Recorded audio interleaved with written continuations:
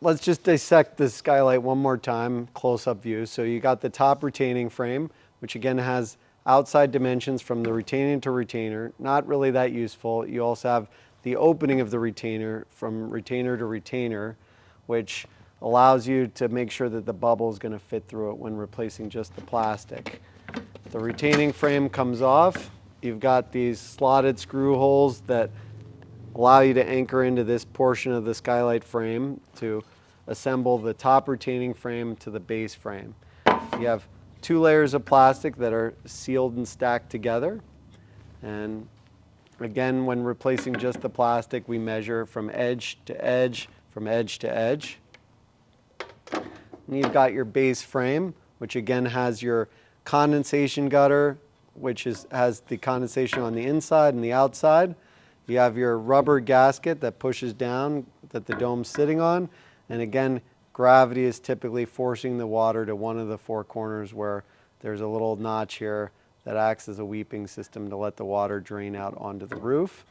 And then when we flip that skylight upside down, we have what we call the mounting flange or max skylight frame dimension, which is from one side to the other side and from this side to this side to cap over the curb. So again, the mounting flange has to be bigger than the box that you're capping over. And then again on your curb, again, you have an inside curb dimension, which is what we call the rough opening, which is the opening of the frame, which is of the box, which is also identical to the hole that gets cut in the roof. And then you have the outside dimension of the curb, which is again 1.5 inches thick on each side of the 2x6s standing upright. Brings you to 3 inches wider on the outside of the curb. And then again, you have to use a little bit of imagination, but there normally would be flashing that would go alongside the curb and then under the roofing material. And on the inside, you typically have drywall or sheetrock that's kind of aesthetically pleasing on the inside. Putting it all back together, we got the base frame, although I probably screwed this up. You got the domes. You got the retaining cap. Again, firm pressure goes down when you're putting this back together. You don't need to have it so tight that the plastic is going to break, but just a firm clamp down when you're putting your retaining screws back in.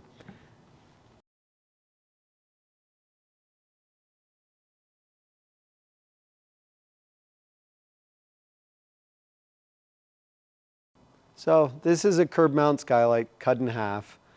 I think it gives you an interesting view to kind of show you the inner workings of a curb mount aluminum frame skylight. So again, you have your retaining frame that's pushing down, squeezing the inner and outer dome together with the base frame. And you can clearly see in here that you have the condensation gutter on the inside. That's for any water and moisture that's coming up from the inside of the home. And you also have this outer track here that's for any water that would seep in from where the plastic meets the aluminum frame. Gravity then forces the water to the corner where there's a punch or hole at each of the 4 corners. And if you flip the skylight upside down, you can kind of see how it's gapped right there in the corner. So you can see that's where the water's draining out. So again, gravity is pushing it to the corner. Also like the fact that you can see the outer dome is higher than the inner dome. They typically have an overall width and length that's the same. The flat lip on the inner dome is typically just slightly wider than on the outer dome, which allows them to nest well together. And then you have your retaining screw that's holding the retaining frame to the base of the skylight, and then you have a pre-punched hole where you're using a corrosion-resistant nail or screw to hold it in place. Again, when you flip it upside down, this is what we call the mounting flange from this metal to this metal. And that needs to be larger than the wood curb that's flashed in that you're capping over. And again, you're typically sealing this bottom part of your aluminum frame to the top part of the curb. So that's going right over the wood and sealing there.